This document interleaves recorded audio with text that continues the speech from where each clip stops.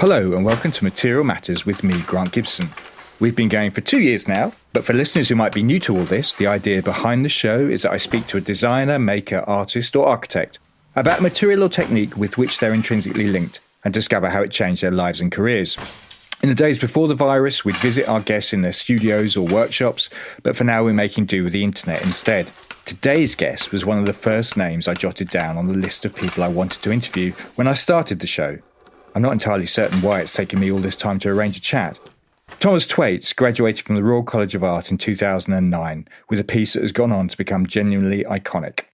In the Toaster project, the designer set out to make this industrially manufactured product by hand. And when I say by hand, I don't mean reassembling pre-made components. Oh no. He mined his own iron ore to make steel, extracted copper from water, and attempted to persuade BP to allow him onto an oil rig to bring back a jug of crude. Thwaites' adventure was published as a highly readable book in 2011. And not satisfied with that, a few years later, this most unpredictable of designers came up with another book.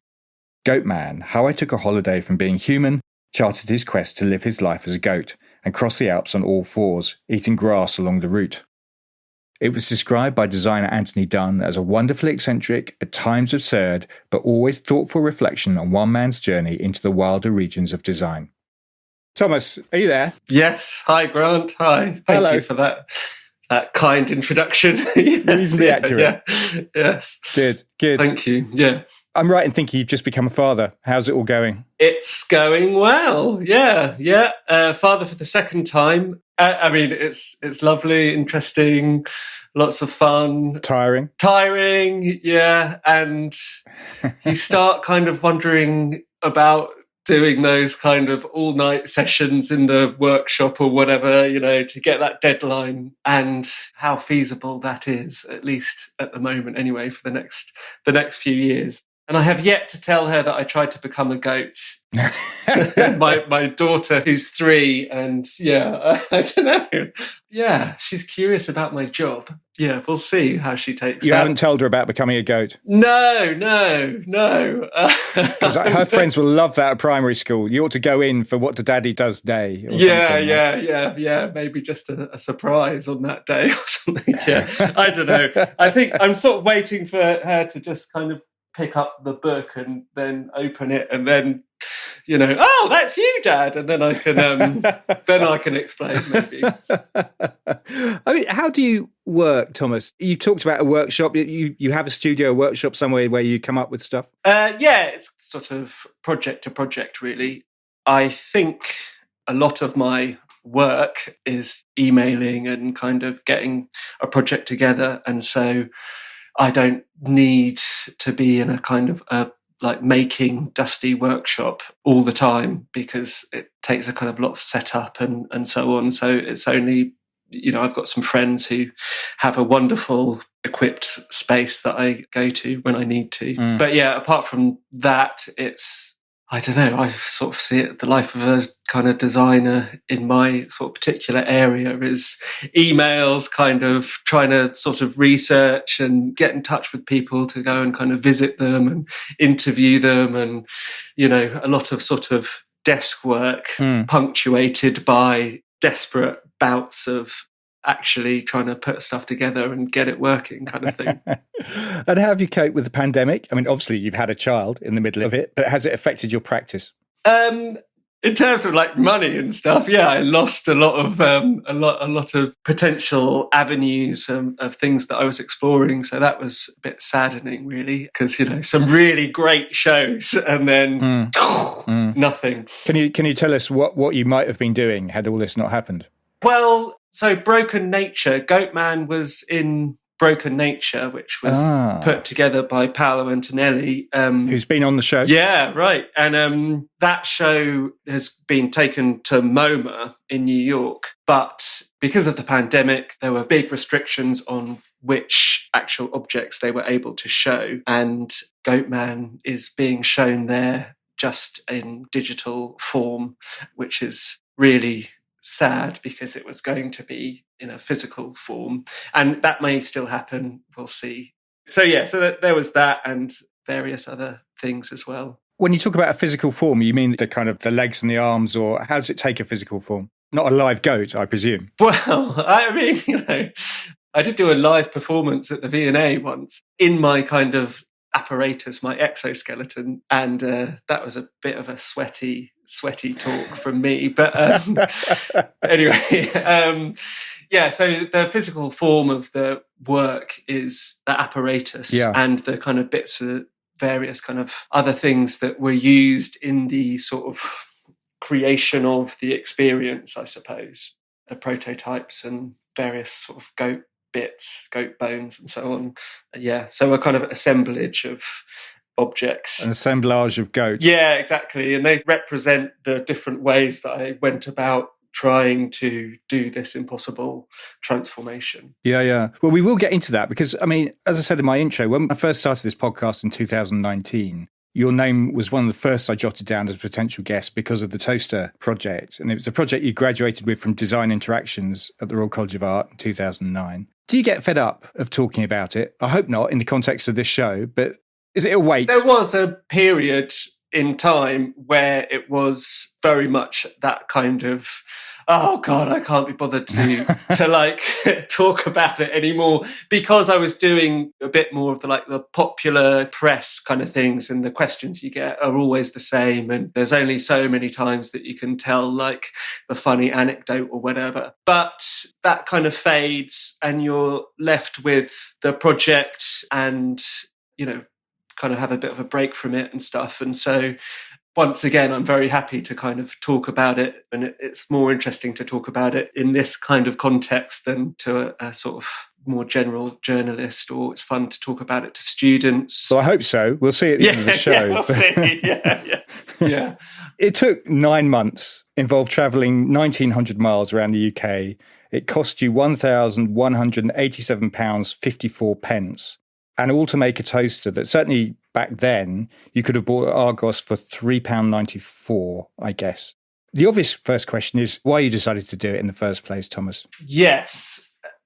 I'm trying to remember, to be honest. It's kind of one of those ideas that just kind of comes along and like, okay, that sounds like an interesting idea. And that kind of creative, like, oh yeah, that's exciting sort of thing that you get occasionally. I think there was also this fairly arrogant, masculine aspect to it, like, Robinson Crusoe kind of, yeah, I want to be able to be somebody who can make stuff from rock. This was a project, it was my graduation project. I like to think I've matured slightly since then. And in fact, through doing that project, I certainly did gain some maturity in terms of my sense of like myself and my own limitations. So there was that aspect to it. And also like a kind of underlying desire to explore my own culpability in the sustainability crisis, basically. Also, there's guilt involved. Yeah, definitely. Like, because I knew the project was always going to be at core like a sort of project about, I guess, sustainable design and consumerism. And so I like things and I like my lovely, comfortable life, yet my lovely, comfortable life and all my things are unsustainable as at present. And so it was, how can I sort of talk about this in a way that is interesting and I guess lets me sort of explore this like impossible dilemma in a way, I guess, through this toaster. Why a toaster in particular, of all the household objects you could choose? I think because it's funny. What, the pop? Yeah, I don't know. It's sort of got this humour to it's a kind of slightly humorous object somehow. It feels a little bit eccentric as an object. It's kind of less fundamental than a kettle, maybe, boiling water. This is like for toasting bread kind of thing. I don't know. And the pop. And for some reason, there's like a sort of half-remembered science fiction toasters where they kind of refuse to toast, or I don't know. It's just a funny object, basically. So I think that's why a toaster. There's a lovely quote in the book where you say, I also wanted to explore the grand scale processes hidden behind the smooth plastic casings of mundane everyday objects and to connect these things with the ground they're made from. So it's a sense of provenance was important as well, right? Yeah. But I mean, I guess that's could be applied to any sort of object, and a toaster is just one of the many examples of a smooth kind of plastic case or smooth case hiding a load of mess, both kind of materially and sort of metaphysically as well. What were you expecting when you took the casing away from this toast that you bought from Argos to deconstruct to find out how they're made? And you discovered, 404 individual bits made from 38 different materials. Did you have a sense before you opened the case of what you'd be finding? I had a sense. What I wasn't expecting was a silicon chip, essentially a mini computer, and more complex electronics than you would expect in essentially like an electromechanical device. And a lot of hand soldered joints and various sort of this mess, essentially, because you do think of it as this extremely simple object, and it is extremely simple compared to the crazy techno system that we're communicating with now. But it's still complicated. Even this supposedly simple object, it's still complicated and it's messy. By messy, I don't mean like, it's kind of badly put together. I just mean it extends into politics and it extends into deep geology and it extends into the future and it extends into ourselves, how we relate to it, this web of things which just is a big mess. Well, let's try and unpick some of the mess. So once you deconstructed it, you decided to simplify it into the bare minimum of materials that you feel you could get away with, which was steel, mica, plastic, copper, and nickel. And, as we mentioned, you went to extraordinary lengths to go and get them. When the project started, you set some rules. Can we maybe outline for the listener what those rules approximately were? Yes, the rules. So it had to be a toaster. I wasn't allowed to just make a fire to toast a piece of bread. That would have got the job done, but it wouldn't be making a toaster. And rule 2 was I had to make everything from scratch, basically starting from the raw material from which it's derived. And rule 3 was this sort of idea that I was going to do it on a kind of domestic scale. And I guess that was to stop me from being allowed to essentially like purchase components and assemble them into a toaster. And partly there was this sort of aspect to it being like a pre-industrial process, making it before there were industrial machines, essentially. And so I guess I was trying to get at this kind of by hand sort of aspect, because I suppose I could take some raw materials to a factory and kind of do it all in a factory or something like that. So it was sort of like to make this a project where I was making this industrially produced object.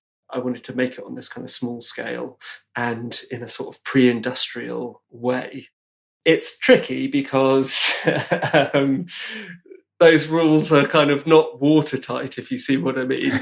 But for me, one of the joys of doing a project rather than a thought experiment or whatever is with a project where you're actually kind of up against reality. Reality provides many more constraints on what you can do, but than a kind of thought experiment. But it also, necessitates some sort of flexibility, and you get to be a little bit less academically or philosophically rigorous somehow, because you're kind of... There's a practicality to it. Yeah. And it's, and it's a design project. It's not a rigorous engineering project. It's a kind of project which is meant to be used to explore hazy aspects of the world and how we live, which kind of encompass things like guilt and all of that personal mess. And so I have these rules and they're there in the background, but I did end up essentially breaking all of my rules. There is a bit of flex in them. Yeah, There's a bit of flex in them. Yeah. One of the things that's striking throughout the project, and it's the same case in Goatman as well, is that people are incredibly generous to you, Thomas. They give of your time, and perhaps we should start with Ray Wright in the Clearwell Caves. You went to the Forest of Dean to extract iron ore, and he let you in and helped. Well, fundamentally, mined it himself, right? Yes. So Ray was this retired miner from this mine, which is kind of now a tourist attraction called Clearwell Caves. And I think the fact that I was approaching him with this, firstly, this absurd goal to make a toaster, but also this kind of slightly faux naivety and this kind of boundless enthusiasm sort of thing. And you get that kind of relationship where somebody is telling you, I don't think you understand how difficult this is going to be, but you're still kind of trying to do it anyway. And I don't know, it's, I guess he wanted to help. It's like help this sort of naive sort of fool in a way, achieve this quite nice idea of a goal, this sort of, it's like nice to help somebody on their quest, maybe. What is striking, as I say, in both books, is that people are incredibly willing to help. If you turn up to a goat farmer in the Swiss Alps saying you want to join his herd, he appears to let you, which I find fairly extraordinary. Because let's face it, farmers generally aren't known as the most liberal, forward-thinking people. Yeah, that was really stressful, actually, thinking back to that. Because if he'd said no, then that would have been, that's it, like that's project over kind of thing. So I guess, that was lucky. I also think, I mentioned faux naivety. People, if you kind of have put a bit of the work in to understand the limits of the project a little bit, you sort of have to reassure them that you're not insane, you're not like completely just so eccentric that you can't understand them or the kind of bigger picture. So you sort of have to drop hints or kind of reassure them that, yes, I know it seems like this kind of idiotic project to sort of become a goat, but I think I don't necessarily know why I think this is interesting, but I think it is interesting aside from the sort of apparent lunacy. And so you can have some really interesting conversations, which is essentially what the project is about in a way for me. Yeah. It's kind of a lovely excuse to go and talk to people that I wouldn't normally speak to. And so you kind of have these nice conversations by reassuring them that you've kind of thought it through a little bit and it's not just a whim, if you see what I mean. It's like there's something more to it than like the surface. There are parallels, it seems to be, having read the two books, with journalism, actually. I mean, it strikes me and something very gonzo about it. Had Hunter S. Thompson been a designer, he would have done something like this, I think. Yeah, I have such, such admiration for journalists, really. Because I think it's such an important part of our world. And so I guess it is a bit like journalism through the vehicle of making and design, probably with a bit less, I don't know, sort of a different kind of rigor, I think, than journalism. I guess there is a sort of Hunter S. Thompson aspect to it. The trouble is there is also, like, I mentioned earlier, what have I been doing? Do I work in a studio? Do I work at a desk? Well, there is an awful lot of like emailing and kind of setting up these meetings that goes on. And so it's sort of, you think of Hunter S. Thompson and gonzo journalism, and it's just like really kind of going with the flow and like rolling from one kind of brilliant sort of moment and thing to another. And and I'm sure it isn't or wasn't like that. There's lots of boredom in between and stuff. But when you're actually trying to make something as well, there is also this aspect of it never works. It's always much more difficult than you think it's going to be. It's like, finding the suppliers that can find you the right kind of silicone, which is food safe, such that you can then mold it into an artificial rumen that you could have some kind of confidence that you weren't going to poison yourself with some kind of additive or whatever. And so it's all of those like kind of journalism, but, with all of that sort of... It's journalism, but harder, is what you're saying, Thomas. Yeah, exactly. Journalism, but harder. But then, I don't know. Yeah. I mean, we're zipping forward a little. I mean, I'm quite keen to just wind back to the Toaster project.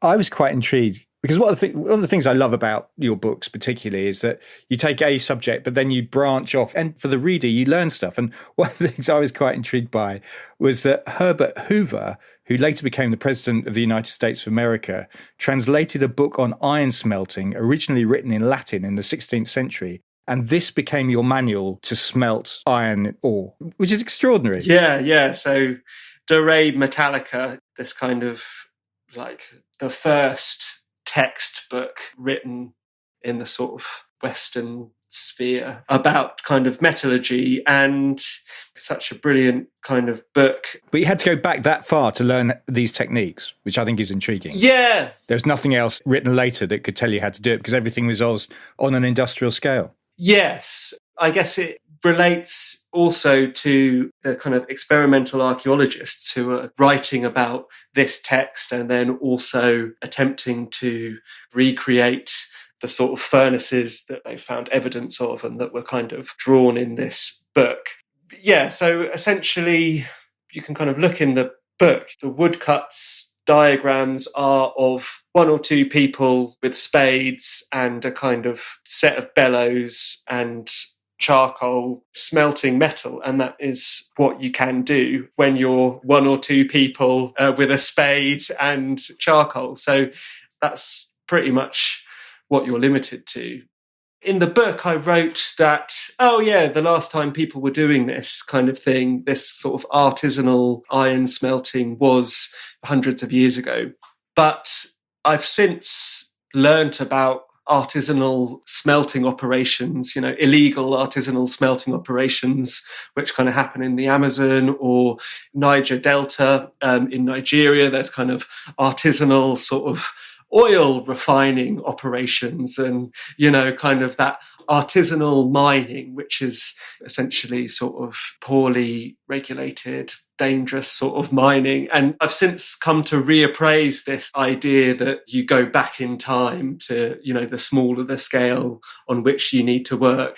And William Gibson's aphorism that the future is just kind of unevenly distributed applies to smelting and oil refining as well, because it turns out people are still doing these industrial society, like these old-fashioned sort of methods and small-scale methods. Yeah, but you decided to do this in your mum's or your back garden with a chimney pot, your mother's leaf blower, and then you ended up having to use a microwave. You destroyed your mother's microwave. She must be a very patient woman, Thomas. Yes, yeah, she is. Yeah, I was a student at the time, living at home. Yeah, so I made use of lots of sort of equipment, sort of which I sort of borrowed or just took. The kind of funny thing to me anyway is like these sort of various pots and pans and so on, and microwaves and leaf blowers, since the Victoria and Albert Museum bought the project. And so now these like pots and pans and old microwaves and so on are in the V&A collection, in the archive. They've all been kind of archived, and the sort of curators handle them with white gloves and stuff like that. And and it's a very sort of fun and curious sort of transformation from tools and junk essentially to museum exhibit saved for the nation kind of thing. And the curators, I was there fairly recently and we had a lot of fun with this sort of slight disconnect, talking about whether we should conserve the leaf that was stuck to one of the burners I had, which I was using outside and so on. So Mum's old microwave is now... Is it preserved? It is preserved, yes, yeah, because Phew. we decided that it was symbolic of the fact that this happened outside and in this, kind of in this fairly gonzo slapdash kind of way. Can we talk a bit about your background? Your parents are mentioned in passing in the books. I mean, what did they do? Are they from a design background? They are both from New Zealand, which stereotypically...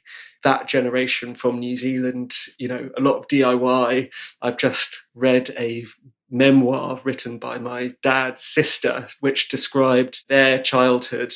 And it was all, it's kind of like making your own things, making your own clothes, kind of stealing coal to sort of like light the range in the morning. Basically, sort of this very scrappy childhood, which my dad had. And, since then, he's just came to this country and huge sort of DIY person. So I was growing up in houses which the sort of entire front facade had been removed because it needed to be rebuilt, and this was all happening in this kind of DIY sort of way. So maybe that infused this and became this like, I can make a toaster, I can become a goat, this like, why not, sure. Were you making as a child?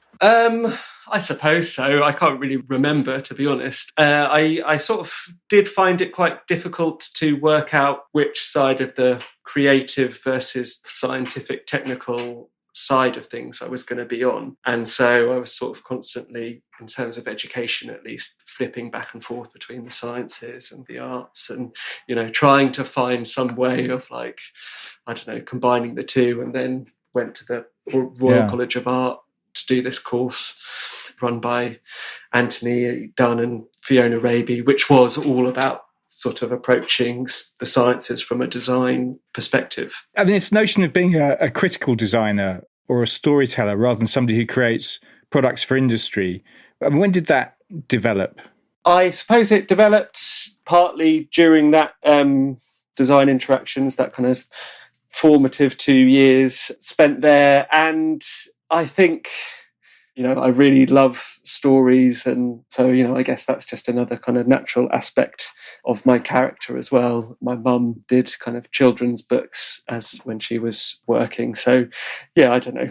Yeah, so it's like a combination of stories, sort of the fascination with like science and the scientific method and so on. And then also some kind of desire to like actually make things, and somehow they're all collapsed into this storytelling, critical designs niche that I'm in. I mean, it's quite a hard route, I imagine, Thomas. Did you think about, when you left the Royal College, did you think about how am I going to work? Not really, because I guess the Toaster project really was quite a kind of explosion of like, there was this explosion of interest. And so when you do a kind of project that is on the sort of various popular news things, and then I was getting lots and lots of calls from TV companies saying, come on, we'll do a TV show. So I ended up doing a TV show, which thankfully has only ever played in like South Korea and Australia, I think, as well. But, it was doing the TV show was like so hideously difficult and embarrassing. You were presenting it? Yeah, I was presenting it. Yeah. But I found it uncomfortable because it was just too much of an act. It's like guided reality kind of thing was the style of this TV show, and it was just sort of having to be really enthusiastic about something but several times in a row, and you're just like, this feels so fake.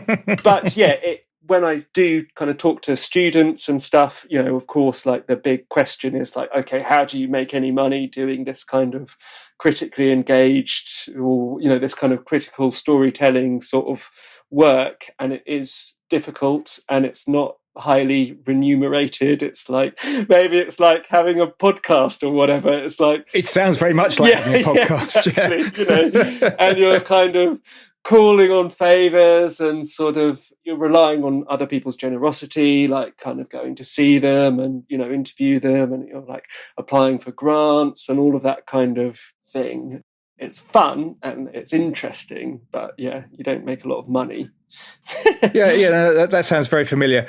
We're digressing a little because we're still making a toaster here, I think. So next up, you need to source mica. I mean, what is mica and how is it used in a toaster? Mica it's a mineral, and it is a good heat insulator and a good electrical insulator. And that makes it very useful as a substrate around which you can wrap heating elements, which when a heating element is just a bare resistance wire, certainly in toasters and kind of cheap hair dryers and so on. So it's just this mineral which they kind of wrap the sort of heating wire around in things that get hot. When it's processed anyway, it's this kind of grey, slightly shiny board, but when it's flakes, then it's kind of lovely and glittery because it's transparent, and so you kind of get mica in lipstick, or they use it to colour paint and so on. And it's this beautiful mineral which is kind of transparent. It's like a transparent rock. Easy to find? I had to go to the Highlands of Scotland to find mica for my toaster, which was a lovely kind of adventure, getting the night train up and then kind of a boat over to this sort of abandoned mica mine, kind of following this sort of sketch of a map which somebody had done us.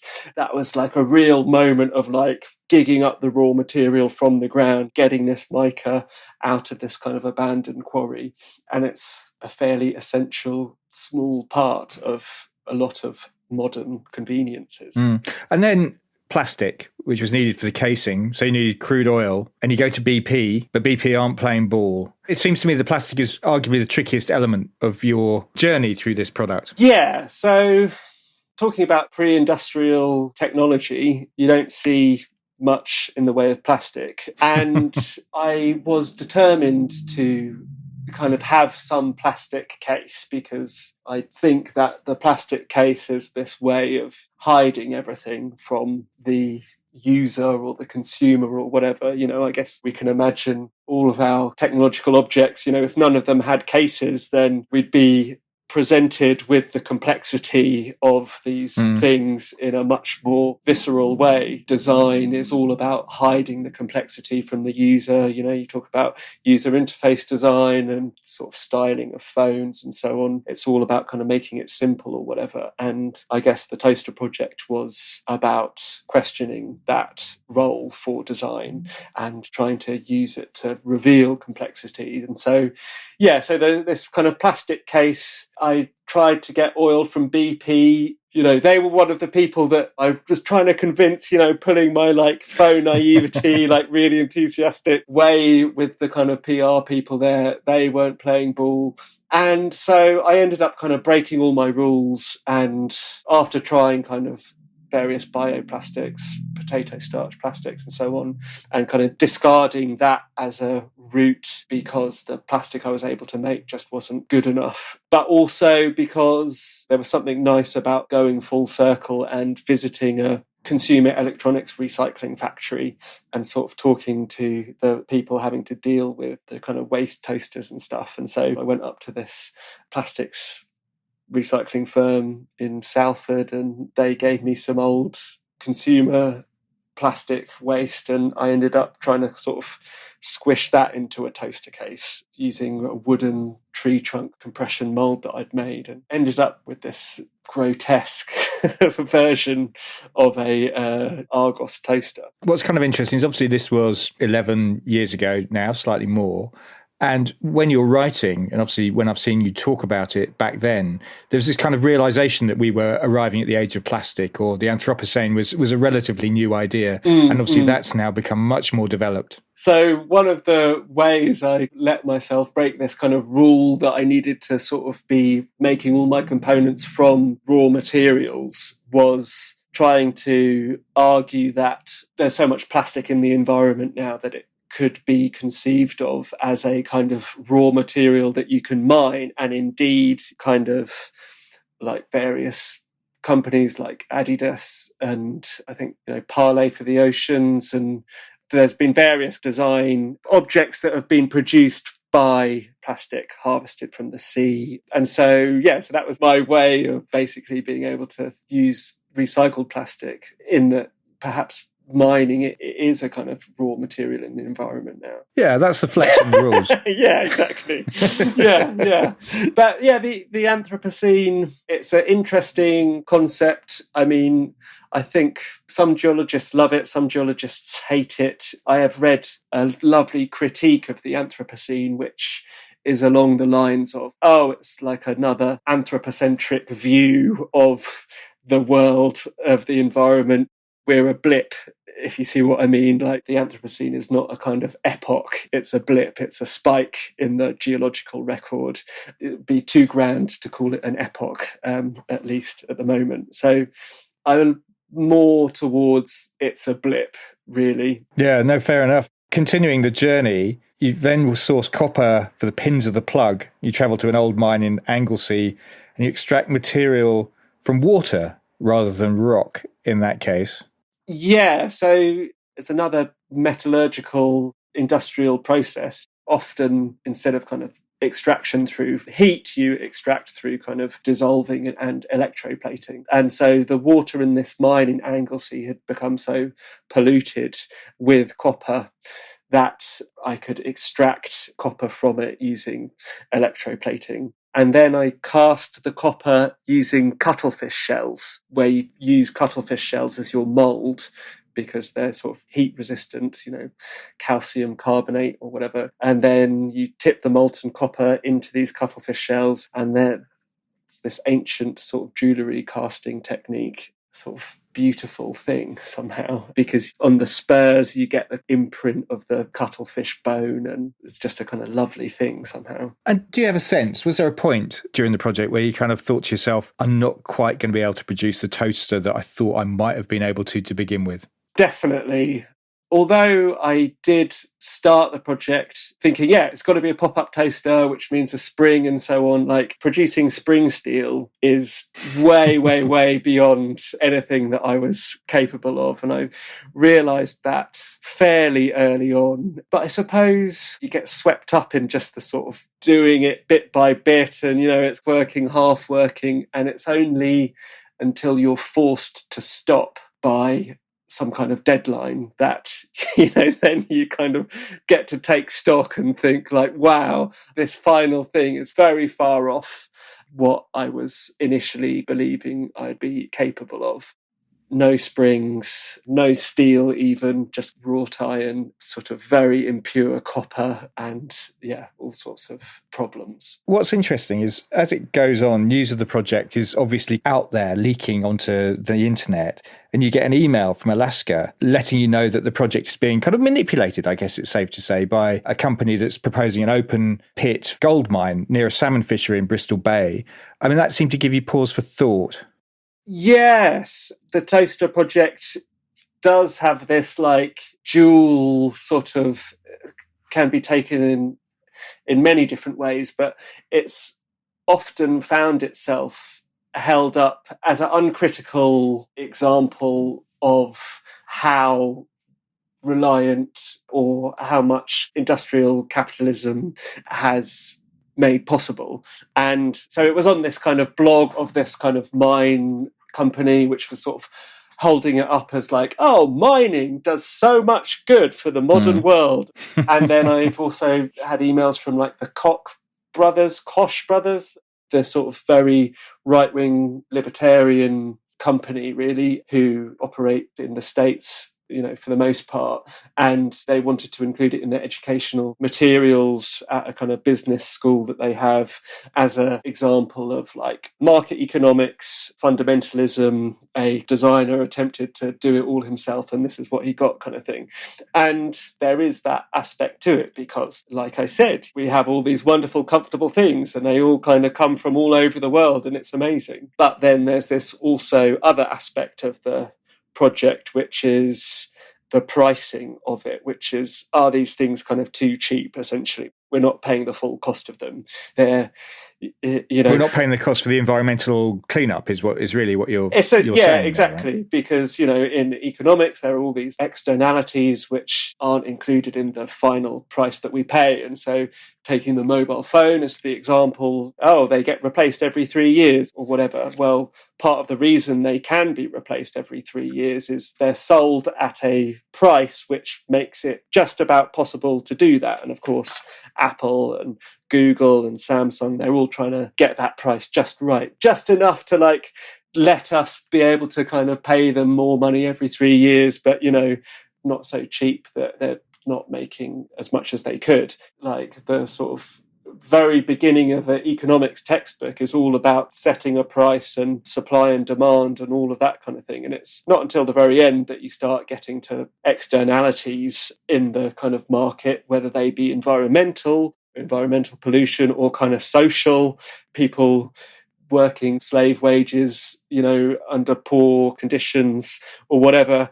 And so what happens if we have to pay all of those people properly for the clothes that they make us, or the mining that they do for us, or whatever? And so there's that criticism in the project as well. Does it bother you then when the project gets used in ways that you'd rather it didn't? It doesn't really, I think, because I hope anyway that some of that criticism can't be removed from it. And also, I think it's very important to talk to people outside of your bubble, and to people that think differently to you, and so on, and to sort of recognise other people's point of view and perspective. And I think that's one of the nice things about doing a design project, is you can be a bit flexible, and you can admit you're not necessarily making an argument with the intention of winning. You're imaginatively researching, or trying to find out for yourself as well. I think that's the attitude I take when I'm doing that kind of work. As we said, it's over 10 years since you did it. Do you think attitudes have changed noticeably since then? I mean, I guess in terms of the environment. I don't know. And that's part of a problem, because I think they're changing, because, I'm drinking a lot more oat milk and all of that kind of stuff than I was 10 years ago. But I am aware enough not to rely on my own anecdote as a idea of what is happening more generally in the world. And so I'm not sure what kind of consumers on the continent of Africa are thinking. I'm not sure what consumers in China or India are thinking. There's vast amounts of people who all want to live comfortably and, to sort of have a nice life and so on. So I hope attitudes are in general changing. Of course, Biden's just got in the States and will maybe be taking climate change seriously, but I'm a bit worried that taking climate change seriously might not mean kind of radical change. It might just mean sort of piecemeal, sort of bit by bit change. And I don't think we've got time for that anymore. So I don't know. Are attitudes changing? You tell me. You speak to lots of people. Yes, well, I think attitudes, in certain sections, attitudes are changing. Yeah, and I think it's interesting that it is becoming more of a mainstream topic than it was 10 years ago. Yeah. Theresa May gave the first prime ministerial speech about the environment for donkey's years when she was prime minister, albeit, not the most successful prime minister we've ever had. So, I think attitudes are changing, but probably too slowly. Anyway, we shall see. Continuing, Thomas, with you, we catch up with you a few years later in 2016 at the beginning of Goatman, and you don't seem to be in such a good place then. You were keen to have a holiday from being a human. Why was that? Was it the TV career that got to you so much that pretty much. You needed to be an animal instead? Definitely. One of the reasons was the kind of TV thing hadn't worked out, the usual kind of money worries, sort of arguments with my family and all of that. Yeah, just sort of feeling a bit down in the dumps. And then I have this, I guess,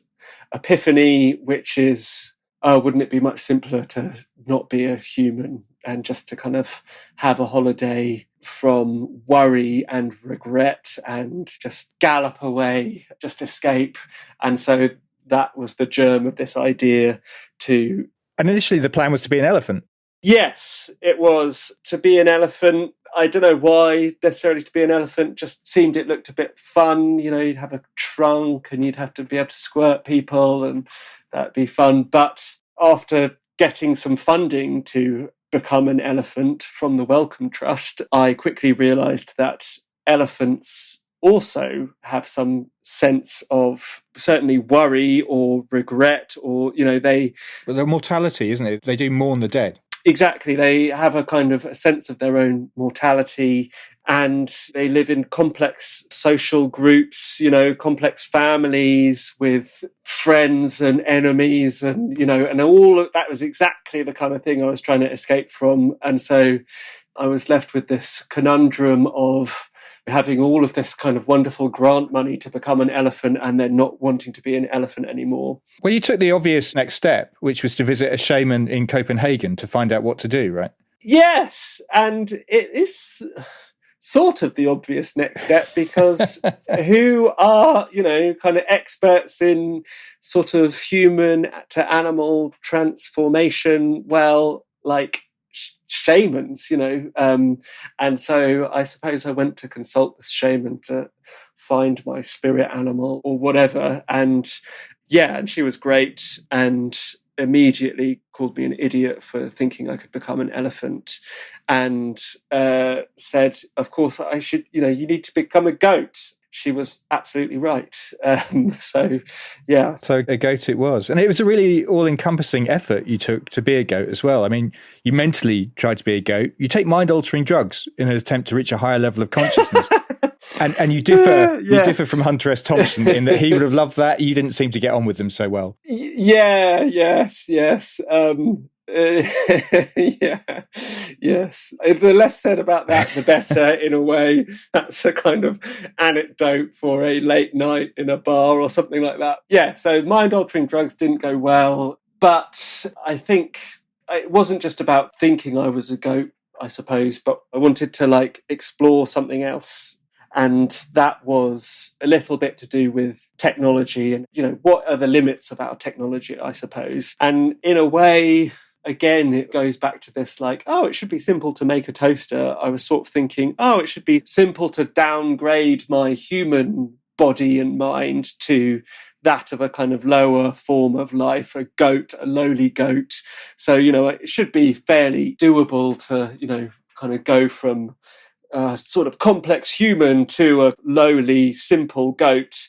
And of course, during the project, I realised how stupid that view is, talking to, a neuroscientist and a sort of anatomist and rumen biologists and so on. Yeah, I mean, talk to me about transcranial magnetic stimulation. That shuts off a part of your brain so you can't speak, right? Yeah, so our brains are, I guess, electrical. They have nerve cells which use kind of electrical connections across synapses. And so if you put a big, very powerful magnet next to your brain, then it interferes with that electrical activity. And so this technique, transcranial magnetic stimulation, or TMS, is putting a big magnet on your skull to sort of interfere with the neurons in the brain below the magnet. And I convinced this neuroscientist at UCL to, initially I said, can you make me think I'm a goat and turn off my ability to remember and think and imagine the future and my ability to communicate? And he said, well, if I did that, then I'd basically kill you, because that's most of what your brain does. But, I can maybe target this one small area which will stop you from being able to speak. And it was a very unpleasant experience, I must say, because it makes all your kind of nerves in the side of your face and the nerves that run down into your teeth, makes them go haywire as well. And so you get these kind of shooting pains and this clenched jaw. I've since gone back and had it done again, and it did stop me from being able to speak. I'm not the most fluent speaker anyway, as you may have realised. Apologies to the listeners of this podcast. But it sort of made me stutter, and I don't really have a stutter, and it made me unable to just kind of get the words out. And it was sort of a slightly strange, discomforting, sort of disconcerting feeling. Why did you do it a second time? Because it's quite difficult to target this spot, and so you need to have an MRI scan done. And so from that MRI, they can locate the exact spot that they need to target, and then they sort of put the magnet there. But the first time, he was just trying to... Freeform, exactly. Yeah, freehand induce a lesion in that particular part of the brain. Yeah. And you talk to various goat experts. You're involved in a dissection of a goat. I mean, primarily, I think, to see how it digests grass, which is something you try and copy. And how did you try to eat and digest grass? So goats and other ruminants, they have a rumen, which is this kind of specialized extra stomach with a whole different type of juice in it. So it's not acidic, it's kind of a collection of whole different microbiome. So I tried to make myself an artificial rumen. Essentially, the plan was I'd have this kind of U-shaped bag strapped to my torso and I'd bite some grass, chew, chew, chew. You'd have to get on all fours to get to the grass in the first place because you've got... Yeah, so I've got kind of prosthetic limbs and then I'm biting off the grass and chewing it, spitting it into this U-shaped bag. And then the idea was that I would get some of the microbes, like the bacteria and fungi from inside an actual goat's rumen, get a sample of that, and then put those microbes into this bag strapped to my own torso and keep it at the right temperature with my body heat. And then they would kind of multiply and do their kind of thing that they do and ferment this kind of grass. And then the mixture that comes out would be the same as that comes out of a goat's rumen, and then I could suck out that mixture and then it would go down my throat into my true stomach in the same way that it then is passed internally from a goat's rumen into their stomach. And so it was kind of like this external rumen that I had. And I made it out of silicone and took it up to the ruminant biology lab at Aberystwyth University, and the scientists there were all kind of nodding along and encouraging me, yeah, this could work, this could be great.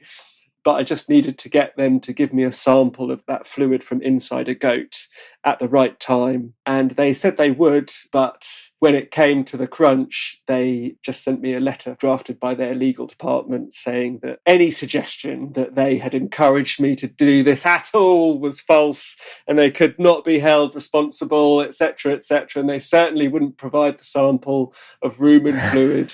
And they kind of explained that they just couldn't get it past the legal team because... Why would that be? Who could imagine why? Why? There are so many points in this book where I'm going, please don't do this to yourself, Thomas. Please don't do this to yourself. Yeah, and it's that naivety again, which is useful. It's useful because it makes you kind of like, it sets you out on a road, and then obviously the road changes and you kind of go in a different direction, but it's nice to at least believe that you can do it at the beginning, which is what I do, and then to kind of gradually have to adapt. But yeah. And then there's building the apparatus itself, which you describe, I think, rather lyrically as you look like a cross-dresser at the back end, post-World War II NHS amputee at the front. Right. Yes, because high heels, they sort of put your foot into a shape of a ungulant, I suppose. I think that's the word. In that they raise, you're on your kind of toes, and that is essentially what quadrupeds are. They're sort of on their toes with their whole foot raised up, and it's why people think a horse's knee goes backwards. It's because they're not looking at their knee, they're looking at their ankle, which is the first joint. Yeah, so my ankles are kind of off the floor, raised into the air. And then because I'd gone to have the front prosthetics for my front limbs were made at the University of Manchester, their kind of prosthetics training department. And they decided to use this very old style of prosthetic joint because it was more robust, essentially, because I'd be taking it into this kind of extreme alpine conditions. And so they made me these artificial front legs, which did look quite kind of Victorian in a way. As we said, you end up in Switzerland at a goat farmer, persuading a goat farmer to let you join his herd, and you are accepted by the goats. I mean, this is quite extraordinary. They're nuzzling you, you're hanging out with goats. You were a goat to all intents and purposes by the sound of it. Yes. I mean, that's one way of thinking about it because, they did, the goat herd himself, and he's the guy who knows his goats. He lives with them all year. And he said that he thought the goats had accepted me, which was just such an amazing thing to hear. And I'm sort of living with them and sort of being in the middle of the herd and even almost kind of getting into a fight. You were grazing too far up the mountain. Yeah. So this is not done in goat world. Yeah, so any new introduction to a herd which has to find their place in the pecking order, so in the same way that a new sort of addition to a group of friends or whatever has to find where they feel comfortable. And so the way that goats do that is, if you want to challenge a goat's dominance, you don't move away when they move towards you, or you're kind of raised on a higher part of the hill. And I was doing sending all these goat signals, like, I want to challenge your dominance to the matriarchs in this very tight-knit herd. Yeah, they took me up on the challenge. And so, started kind of rearing up and sort of, I guess, like, offering me up for a fight kind of thing. And as soon as I realized what was happening, I'm like, Mr. Submissive, back away and kind of just skulk off, because it was terrifying. Like, they are much better goats than I could ever hope to be, because I'm essentially not a goat. Yeah. Yeah. Clanking around, and I'm uncomfortable, and my prosthetics are painful. What were the outcomes? What was the learning? What did you glean? And what are we supposed to glean from it? It took me a while to work out what this project was about. I don't know if I managed to sort of work it out before the book was published, really. But since then, I've kind of come to the realization that it was this attempt at kind of escaping regret and worry in a kind of personal sense. But I think it was also this attempt at escaping the future, if you see what I mean, or kind of maybe not escaping, but counteracting a sense of the future, because I grew up watching Star Trek, and not just Star Trek, but Star Trek The Next Generation. And I realized that that period of science fiction or whatever, of future, it was sort of just pre-2000, the millennium. It was like really kind of optimistic techno future visions were like all over the place. And since then, they've all gone a bit sour, if you see what I mean. Like, you look at the science fiction coming out nowadays, and it's much bleaker, I think. And we're a bit more questioning of like the power of the internet to bring people together. It's all about the problems that Facebook and social media, etc., etc. And so for me, it was about coming to terms with the loss of this optimistic future, in that, yes, we can keep striving for Star Trek, keep striving for like this sort of enlightened, rational, human spirit sort of idea. Or that doesn't seem to be working, really. All of those kind of promises from the millennium around that time, they don't seem to be working. We're still facing this environmental crisis and so on. And so maybe we should stop striving and just accept that we're just goats, if you see what I mean. Or we should just accept a future which is not reaching for the stars. It's a future which is summed up by being content on a hillside. None of these kind of big visions. And for me, that's sort of what the project came to represent. And it's kind of why I think I found doing the project quite difficult, because it felt like it's a like giving up somehow. It's like a giving up on like success of somehow. It's like there's something there which I have yet to properly unpack. But yeah. Well, it's interesting you use the word success, because what's fascinating about the book is that the actual crossing of the Alps, which is what you had to do to get the funding from the Wellcome Trust, is kind of dismissed fundamentally. I mean, you barely write a word about it. Most people, I would imagine, would describe setting out to do something and then actually doing it as success. But it doesn't seem to bother you. And in fact, in some ways, you seem more happy with failure. Is that a reasonable statement? Yes. I mean, I think failure is okay in terms of the goat project, because fundamentally it is impossible to become a goat. I still think I would like to do the project again, really, but with, imagine if you had unlimited resources, get kind of Boston Dynamics involved and like really kind of make some kind of exoskeleton sort of, there's still that in me. But I think failure, it's instructive failure, isn't it? And that's fine. And also failure can it be a bit of an antidote to success, or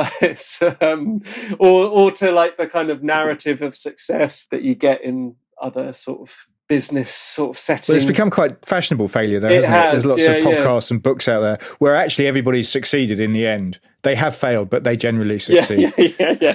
They're generally very successful. Yeah, they failed, but they're doing a TED talk about it, like, some kind of glamorous conference or whatever. True failure isn't very fun at all, but I guess the projects I do, it's not so much failure as the rules you make up are your own, and the straightforward goal is not necessarily the same as the kind of underlying goal. And so, the straightforward goal is to become a goat and cross the Alps. And in my heart of hearts, I didn't feel like I became a goat for any length of time. I didn't sort of achieve that sense of lightness and freedom from worry that I set out to do. And the prosthetics were painful, and it was cold and unpleasant, and I was constantly wanting like coffee and a shower. And so I was still a human, but it was like, toast. Yeah, exactly. Toast, just something, nice to eat. So there was that kind of failure aspect to it, but that was failure on the kind of the stated goal. But the sort of underlying goal was to interrogate a little bit my sort of subconscious idea of the future and humanity's future, and also this sort of idea of like, other forms of other animals are kind of in some sense like lower in terms of like complexity, and like it should be easy to downgrade our bodies because there's all of these kind of post-human sort of ideas of like upgrade your body, and all of that kind of stuff. And there's just a lot of column inches spilt on that kind of stuff. But like the actual interface between something biological and something mechanical is very often a source of pain, and it's not something you would want. If you ask an amputee, it's a hassle. And so kind of slightly interrogating that like techno-scientific utopian idea of things, and this sort of like, slightly sort of putting ourselves above the natural world, and kind of coming to terms with a sort of new relationship to it, within it, or whatever, the kind of post-anthropocentric, de-anthropocentric view of ourselves in nature or as part of nature, and so on. So, and as a kind of underlying goal, I sort of explored that for myself, and that's what I set out to do. So that was kind of successful in that sense. But failure to become a goat, and in the same way with the toaster, failed to make a working pop-up toaster, but kind of succeeded in the underlying goal, which was to sort of explore the world through this toaster, if you see what I mean. So you've done these other projects, Voodoo Economics, which was about inequality. You made a film about sustainability for the Design Museum in London. Do you see yourself as an activist? That would be such a kind of compliment. I don't see myself as an activist. I said earlier that I kind of admire journalists and I admire activists. The work I do, I don't see as particularly dangerous, but the work of an activist can be dangerous. I'm slightly kind of introverted, and so I would like to be an activist, and I like to make kind of politically engaged work, but it's a concern that certainly like gallery work, work that's seen in galleries, you just kind of worry that it's a bit preaching to the choir. I don't know what the like audience makeup of the various galleries that my work is seen in. I don't know who goes to it, and maybe it does sort of change some minds and change some views and so on. And it should be a conversation, but I just worry that the conversation is a bit amongst ourselves, if you see what I mean. Which is why I like it when projects like the Toaster Project and the Goat Project do kind of explode across, and you start getting odd emails from people that I would think definitely wouldn't have seen the work if it had sort of remained within the kind of cultural, sort of certain cultural niche that I'm in. Yeah. Well, you're in the Daily Mail for both, I think, but certainly for the Goat Project under the headline "Bleat This," which, I I kind of enjoy it. Yeah. I don't know if they're looking at the finer nuances of what you're up to, Thomas. There.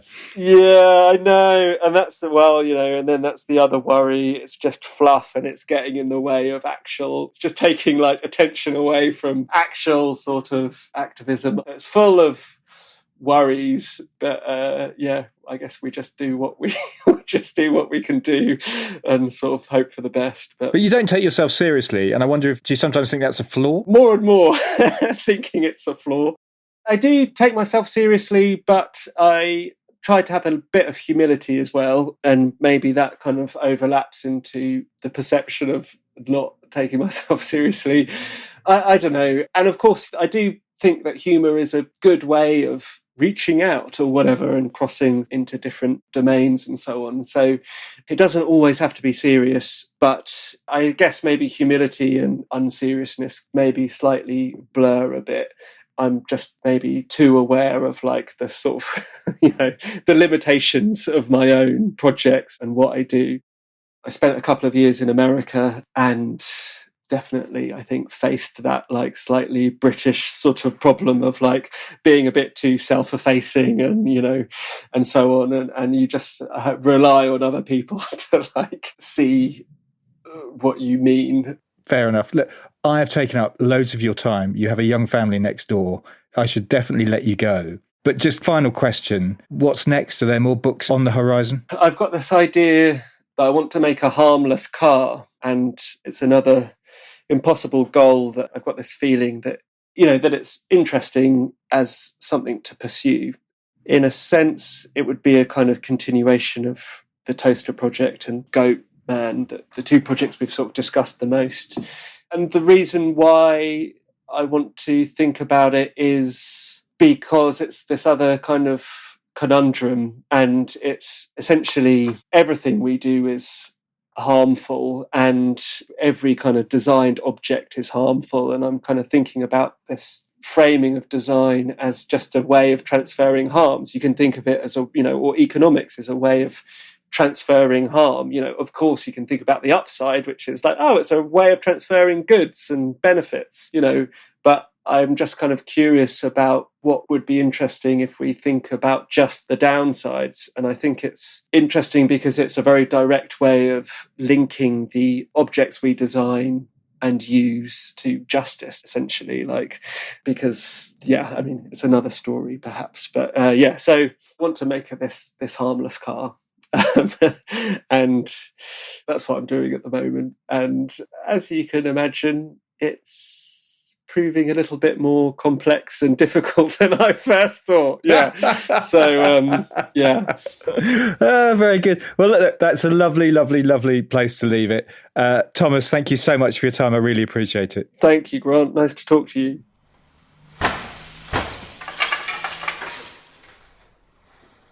And to discover more about Thomas's work, go to thomasthwaites.com. As ever, there are images from the interviews, as well as little films and other things on my Instagram page, Grant on Design.